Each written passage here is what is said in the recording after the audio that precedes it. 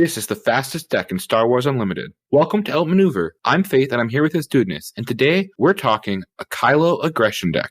Yep, we're playing with Kylo Ren with Tarkentown. We've got one for the aggro enjoyers, for the one-drop enthusiasts out there. We're playing Kylo Ren because he deploys at 4. Hey, that's the cheapest you can deploy at. Great. His ability cares about emptying your hand, and we care about emptying our hand trying to go wide. It's a perfect synergy. It's made in heaven. Tarkentown is an easy choice because you're trying to go fast. You don't care about your health. And if anybody wants to trade into your unit and survive, hey, you can finish it with a Tarkentown. Perfect. Turn 1 plays, and there is a bunch of them. This deck is very, very unlikely to not have a turn 1 play. Ideally, we're even playing 2 units on turn 1. Any 2 of these 1-drops on turn 1 is absolutely fine. We're trying to prioritize one of the 3 ones, and the Stormtroopers or the Mr. Bones, and we can split that into space with the TIE Fighter. If you don't have 2 1-drops, I love playing Partisan Insurgent turn 1 because it's extremely resilient. That 4 health is really hard to deal with on turn 1 play. And then after that, can try to go wide with a 2 and a 1 or 3 1s to activate the Partisan Insurgent. Do you think it's better to go 2 into 1 lane to control that lane, or to split if you have a space and a ground unit? It depends if you go first or second. If you go first, then you don't know where your opponent is going to go, so you just have to go. I usually prioritize ground first because you can get more damage in on the ground if they don't contest it. Otherwise, and if they do start contesting ground, then you can hopefully pivot into space. I'm usually not playing Reckless Gunslinger on turn 1 if I can help it, because I like to smuggle that later, right, for maximum value. The next cards I'm going to talk about, these are the 2 Kylo synergy cards. You have Kylo's TIE Silencer, which is a great 3-2 space unit. I'm trying not to play Kylo's TIE Silencer on turn 1 because I'm trying to activate Kylo's ability on turn 2 to give it a buff to then play the unit for free from the graveyard to get maximum value there. But obviously, if you have no other play, playing it turn 1 is fine.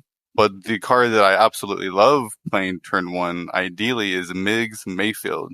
Now, this card doesn't say it synergizes with Kylo specifically on the card, but Migs Mayfield turns Kylo's ability into a free daring raid. And it's incredible. I will play Migs Mayfield turn 1 and then just discard a card with Kylo's ability and get basically, like I said, a free daring raid to trade into your opponent's unit. If that doesn't finish it off, you could then use Tarkentown to finish it off, to clear the board of whatever they play turn 1 and have board control the whole time. I will continue to do this if I can, to discard cards to activate MIGs to clear my opponent's unit, to clear the way for my units to get as much damage as I can. Because if your units stay on the board and can attack multiple times, that's obviously more damage. Ideally, only using Kylo Ren's ability with Kylo Silencer until the end game, when I'm just trying to push through any damage that I can to try to finish someone off. But I'm really only trying to use Kylo's ability with either of these 2 cards to get maximum value with it. So kind of looking at Kylo as a leader, he's got, it seems like, 2 negatives. The discarding as his undeployed side, and his deployed side, he just gets worse with the number of cards in your hand. What are the ways that you're going to mitigate these downsides? Just trying to play as many units as possible, right? That's why the deck has so many 1-drops, so that you can just use all your resources. You can always fill your resources and play a unit, play a card from hand, so that when you deploy Kylo, hopefully you've got 0 or maybe 1 card in hand to swing for as much damage as possible. So after that, we've got our turn 2 plays. This slide can pretty much include all of the cards from the turn 1 slide, because on turn 2, I'm trying to play 2 and a 1-drop, or even triple 1-drops if I have it. And I'm really only playing these 2 space units on curve if I don't have that as an option to play. Same thing with the Fallen Lightsaber. I'm only playing that if there is no other option to start flooding the board. Because ideally, I'm trying to just play the lightsaber on Kylo's deploy turn. And if I can't time it to play it on Kylo's deploy turn, then I'm usually just resourcing it. So if you have the option, you'd rather play multiple units than investing in the 1 unit? Yes. But sometimes they're going ground and you just need to go space. And I don't mind playing the Punishy one on curve either, because he holds the upgrades really well. The other upgrades, moving into the other slide, we've got Ruthlessness and Twice the Pride. Punishy one is a great target for either of these. And because then if you can then activate Punish You 1's ability to re-ready him up, he's getting twice the value with these upgrades. And it's also important to note that with twice the pride, if you play that on an enemy unit with a Punish You 1 that is exhausted on the field, if it kills the enemy unit, it activates Punish You 1's activation trigger, letting him ready up with the twice the pride, killing the enemy unit. So you get little double use out of it. Sorry, are you saying that you're going to play twice the pride on your enemy's unit? If it kills it, yeah, it can act as a removal in a pinch. And like I said, it's got a really neat interaction with Punishing One, and which even gets even better if it has its own twice the pride already equipped on it, right? Now we're talking something spicy. The Daring Rays are just there to help control the board, because if you can stop your opponent from trading into your units, they will do more damage over time. Or it's there as a cheap way to just finish off. Just go face, a couple damage to the base for one, pretty easy. And then last but not least, we have Aggression. This card, you could even play the deck without this card, honestly. Like, you could cut this for something else, and I don't think it loses that much. But that being said, it is a pretty strong card in some situations. If you can use an Aggression to ready up a Partisan Insurgent that happens to be equipped with a Ruthlessness, then you can re-ready up that guy and swing for 5. That's a nice little combo if you can get it going.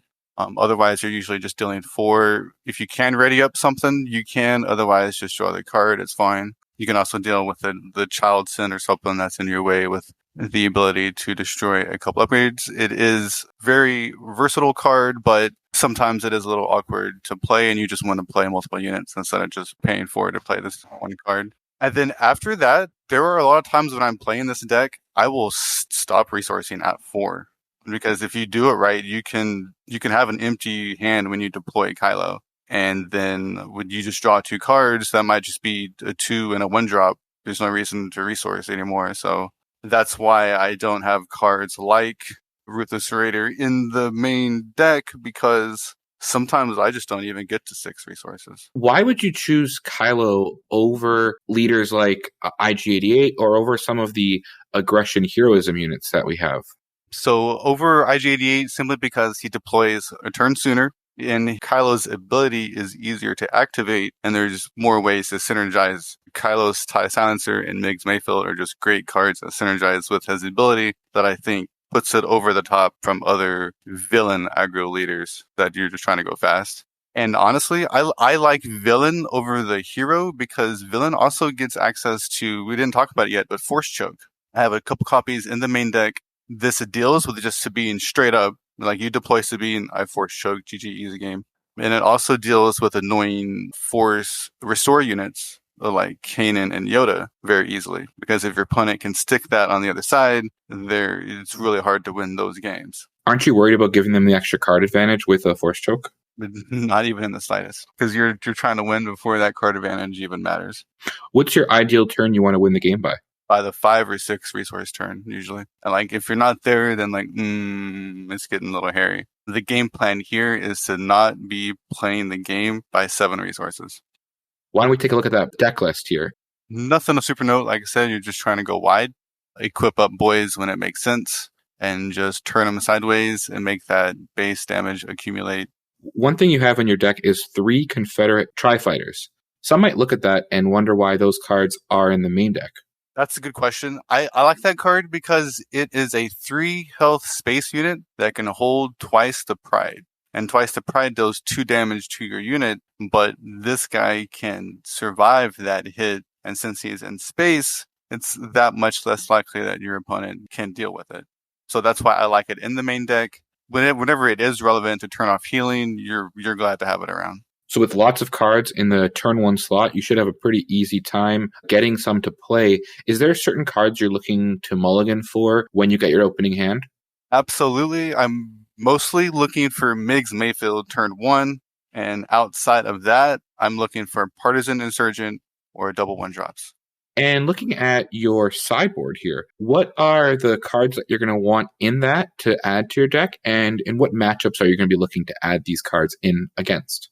So the sideboard here is mostly anti-control hate. We're bringing in the Chaos of Wars, because usually the control matchups are drawing a few more cards. You're going to punish them for having more cards in their hand. These are great ways to finish off your control player opponents that have 4, maybe 5 cards in hand at some point.